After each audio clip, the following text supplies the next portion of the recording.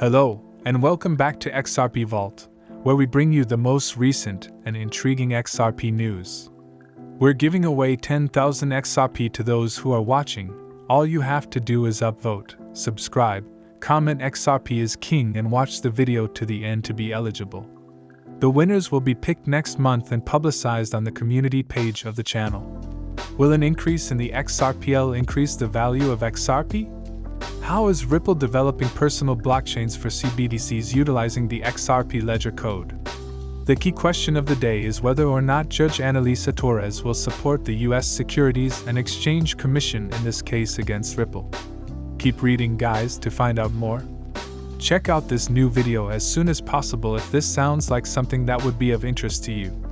The judge's decision on the application submitted by both sides to exclude expert witnesses has brought the Ripple Labs and U.S. Securities and Exchange Commission litigation closer to a resolution. James K. Phillip, an attorney, revealed this in a tweet while posting a copy of the judge's decision. The judge approved and partially denied a motion from both parties in accordance with the Daubert motion ruling. Attorney John Deaton, the pioneer of cryptocurrency law and the friend of the court for thousands of XRP investors, has stated that he does not anticipate the judge delaying the decision on the summary judgment request by a substantial amount of time. He claimed that the judge might issue a decision as soon as tonight or in a few weeks. Ruffle's request to have the testimony of a purported expert witness brought by the SEC excluded by the judge was granted by Annalisa Torres. She also rejected the regulator's request to revoke popular cryptocurrency XRP's amicus status. John Deaton, the attorney, this supports the idea that the SEC's case isn't particularly compelling and that the judge would issue a ruling allowing Ripple to carry on with its operations as usual. XRP is showing signs of bottoming out, indicating that it will eventually make a comeback. Recently, its 30-day moving average dropped below its 200-day average. Also, the deeper it goes, the more likely a recovery rally is to occur. The relative strength index for XRP has fallen to 40 at the same moment, indicating that it is almost oversold. Today's important resistance mark is 37 cents, which, if successfully overcome by XRP, might portend additional rises. David Schwartz, Chief Technology Officer at Ripple, has weighed in on the idea of increasing transaction fees on the XRP ledger to represent the value of transactions and drive up the price of XRP. Yesterday, Schwartz explained his position and offered his opinion in a series of tweets.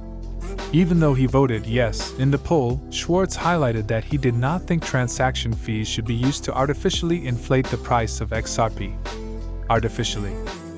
Nonetheless, he acknowledged that for more effective resource allocation, transaction fees are required to accurately reflect the costs they impose on the network. Schwartz also stated that he does not want the network to lose its competitive advantage as a blockchain for high-speed, low-cost transactions. Nonetheless, he insisted that he did not want node operators to foot the bill for transaction costs. According to my reasoning, executing TXNS and preventing people from running nodes will be destroying value if the TXN price are less than the actual cost of a TXN. According to Schwartz, if the fee exceeds the cost, we are creating unnecessary friction. Due to its affordability and quick transactions, XRPL is a favored payment method.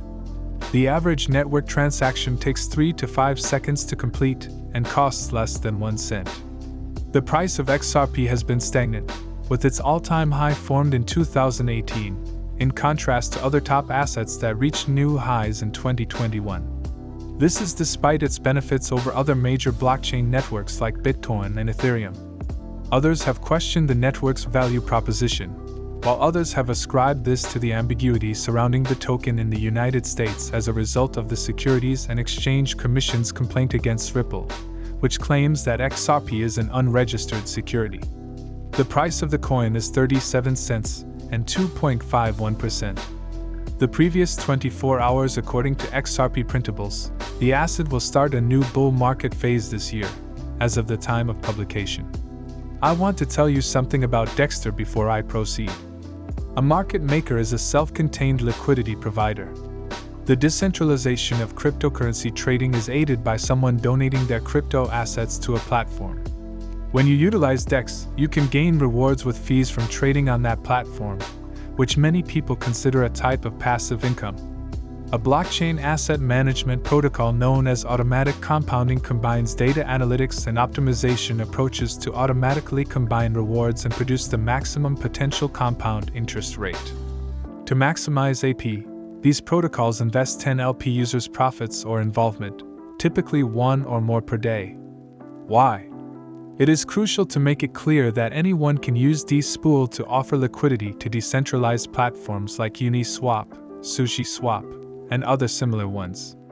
Additionally, there are many advantages to making this kind of long-term investment, including the fact that you can earn rewards while your cryptocurrency is still in staking and that decentralized platforms based on blockchains that coordinate crypto trading on a massive scale among many users are entirely powered by automated algorithms.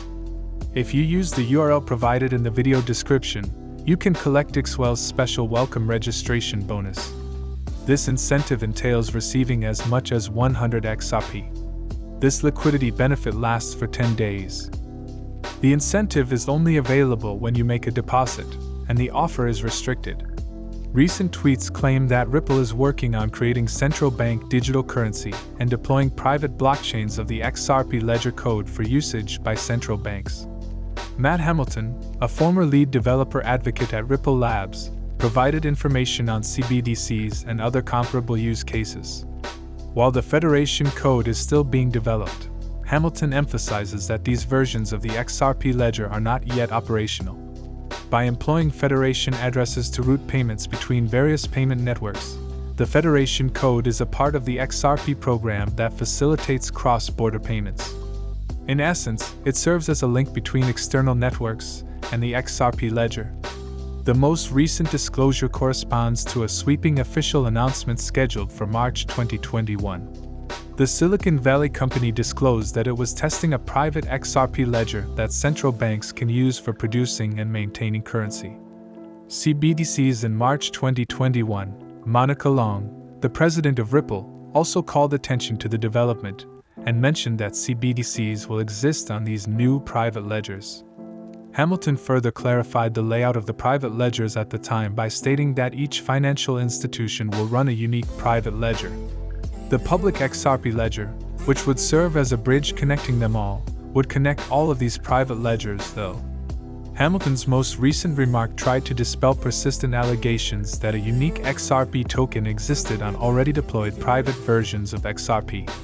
These reports claimed that the various XRP coins had varying prices and were used on the Odile platform by banks and other financial organizations. This is untrue, according to the former Ripple director, and the only location where XRP is present is on the Open XRP ledger. Some people brought up the fact that, in a 2019 lecture at the World Economic Forum, Ripple CEO Brad Garlinghouse suggested a private ledger for institutional clients. Hamilton, on the other hand, made it clear that Garlinghouse was referring to the Ripple network and that these private ledgers had not yet been put into operation. The key question of the day is whether or not Judge Annalisa Tur will support the United States Securities and Exchange Commission's case against Ripple. Please remember to tick the notification button and subscribe to our channel if you want to be the first to learn about new developments involving XRP.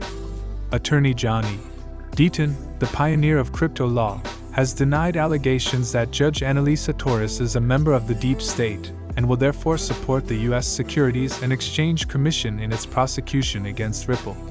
These allegations are being made at the same time that a federal judge recently threw out the prosecution of 2 correctional guards who had acknowledged fabricating records the night that Jeffrey Epstein died.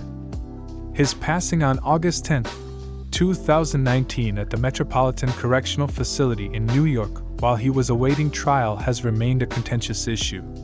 For starters, on the night Epstein passed away, the guards disobeyed orders to check on the alleged sex trafficker every half hour. Second, it appears like both of the cameras in front of his cell are broken. Accordingly, the XRP community has expressed concern about Judge Torres' decision to dismiss this lawsuit. In light of recent rumors that the judge is complicit in the alleged cover-up and working for the government, it is likely that she will rule in favor of the SEC and Ripple in their dispute over whether XRP qualifies as an unregistered security. Definitely untrue. Dean denied the rumors in a tweet from yesterday.